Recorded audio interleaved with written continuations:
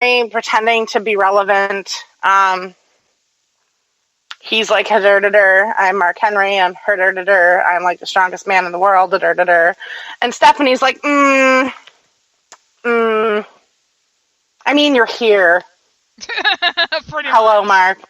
I mean, you're kind of going to be our ambassador for the Olympics, but you're here. And he's like, I'm Mark Henry, and I'm a strong man, and I deserve gold on my shoulder. And Mick Foley's like, I guess we're going to give you a U.S. Championship match. And then there's a Rusev and the Bulgaria, and it's just how it went. So we get Mark Henry versus Rusev for the United States Championship, and somehow Rusev managed to put that big bastard in the accolade and made him fucking tap. Go Rusev, you're the man. Thank you for wearing shoes. You're still the champion. Like, I'm so happy you're here. And he is a wholesome young man who finally wears shoes. Like, Rusev, you can't lose with Rusev. Rusev is another one of those dudes. Believable big man. He says 2 words, fucking machka and fucking, I don't even know the other one because I don't speak Bulgarian. But, like, he speaks 2 fucking words. And he just like, no, he speaks 3 because he often says crush, which is machka in Bulgarian. So he kind of says the same word twice, but we're not going to go there because one of them's in Bulgarian, which sounds infinitely cooler. So Rusev is still the champion. Lana's still perfect. He still gets to hit Lana. Everybody wins. Titus O'Neil finally asked the question that everybody has been, everybody, by everybody, I mean me, asking since this Make Darren Young Great Again. Bro, when the fuck were you ever great? And everybody, and by everybody, I mean me, is like, because it's true. Like, it's an honest question. I mean, the man's just curious. He asked a question.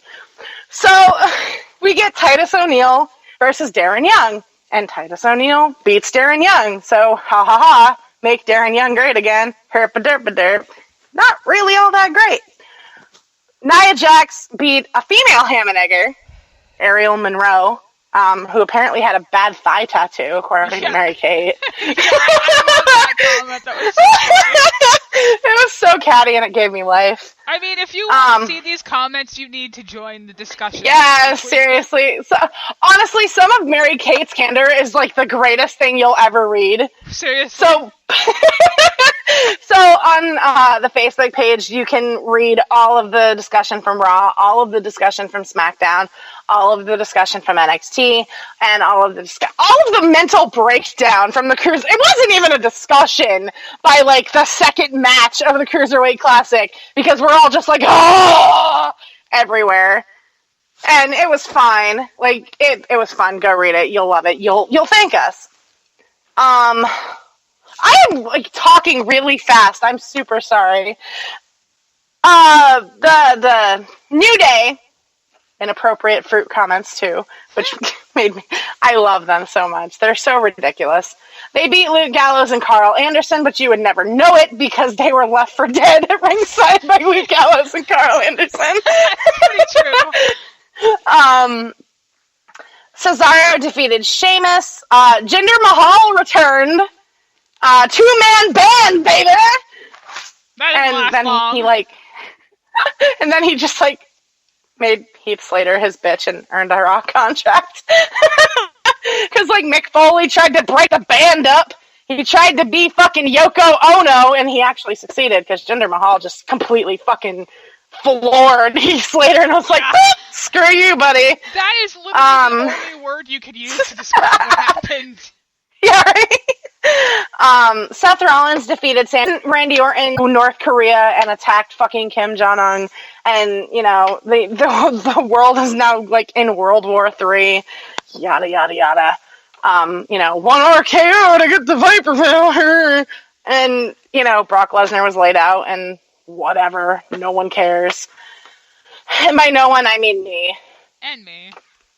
So, on to SmackDown, which actually didn't blow. Yeah, honestly, SmackDown was the stronger of the two products this week. And absolutely. Yeah, that's the thing that blew my mind a little bit, is SmackDown did better in 2 than Raw did in 3.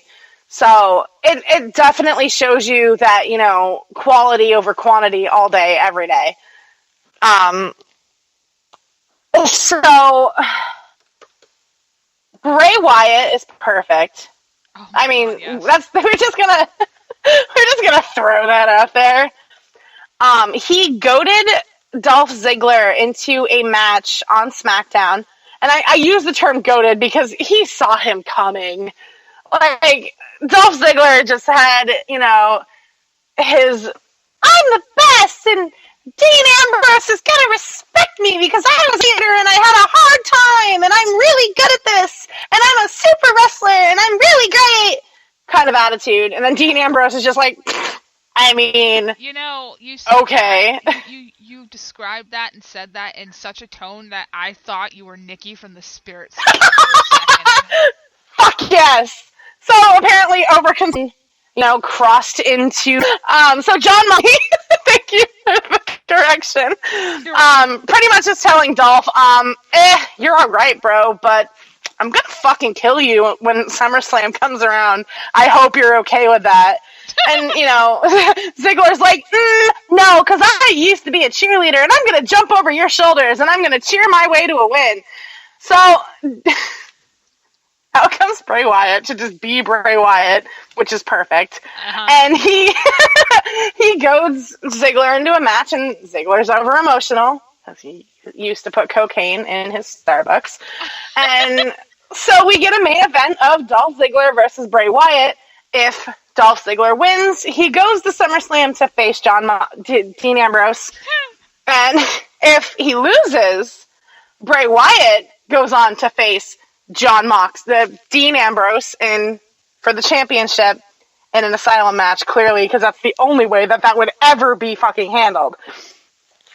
Anyway, so that's at the end of the night. We got a triple threat, which made no sense, for the number 1 contendership of the Intercontinental Championship. Kalisto, Baron Corbin, and Apollo Crews fought it out. Apollo Crews won, so we get The Miz and Apollo Crews at SummerSlam for the Intercontinental Championship. Here's the one thing I will say. I think I was talking with Elena about this. I'm looking at this trying to be positive, because I don't want to dislike Apollo Crews based on the fact that he's amazing in the ring. I find it really difficult to actually dislike this kid, but I do. There's nothing really redeeming about his character. He's solid in the ring, but that's literally where it ends. Kind of like Aaliyah from NXT. And so I was talking about it, and I was like, honestly, I hope that working even a short program with The Miz will help elevate Crews to where he really needs to be. Because if there's anybody in the backstage area who can do it, it's The Miz. Oh, for sure. Like him or hate him, Mike is probably one of their best talkers. He has this outgoing, incredible personality and screen presence. And if there's anybody that can honestly lift somebody who's already got all of the tools, it's him. And it's kind of like what Dolph Ziggler did for Baron Corbin before it got stale. Making him work those longer matches, making him actually do those promos, actually forming a personality.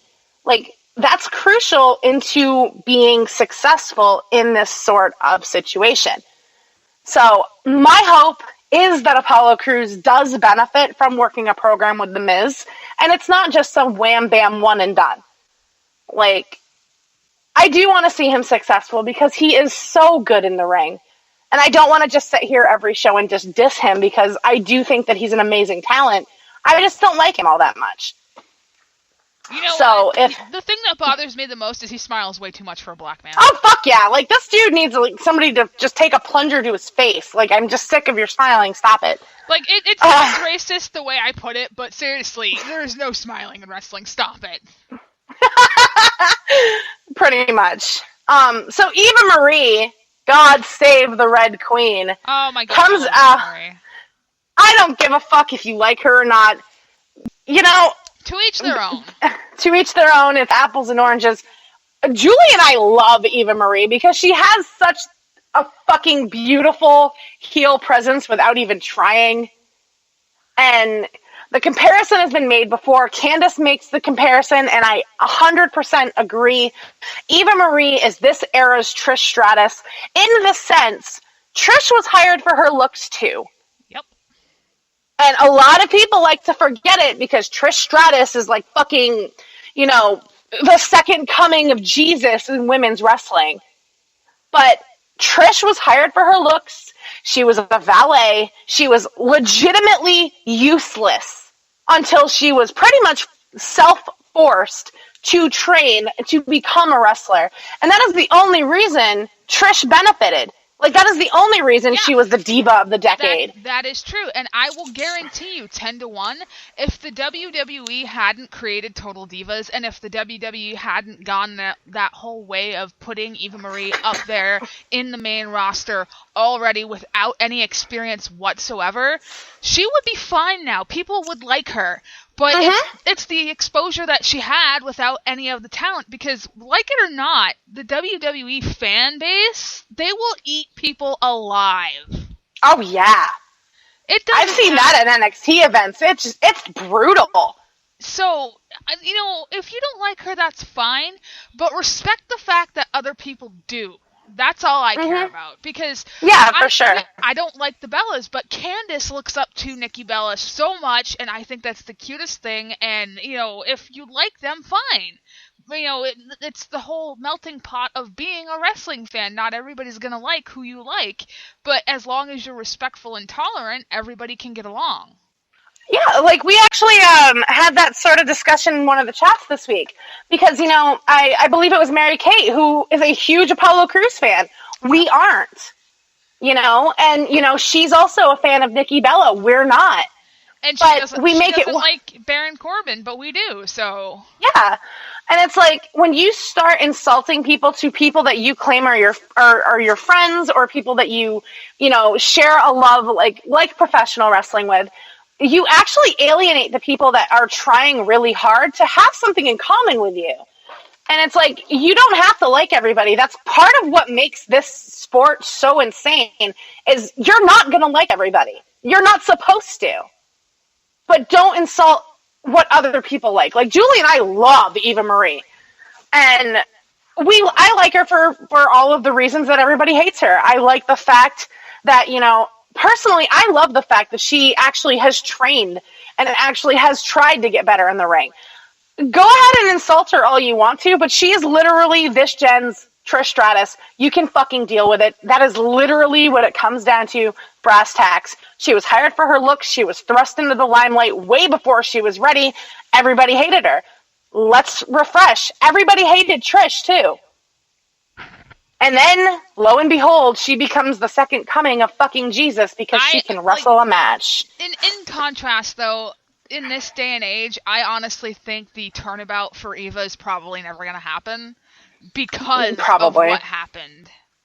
Yeah. Oh, yeah, she got fucked over. Hardcore. Yeah, she got fucked. And she kind of pushed through the grinder because having that exposure on Total Divas makes her look like an awful human being sometimes, because there are some episodes where she makes poor decisions about things.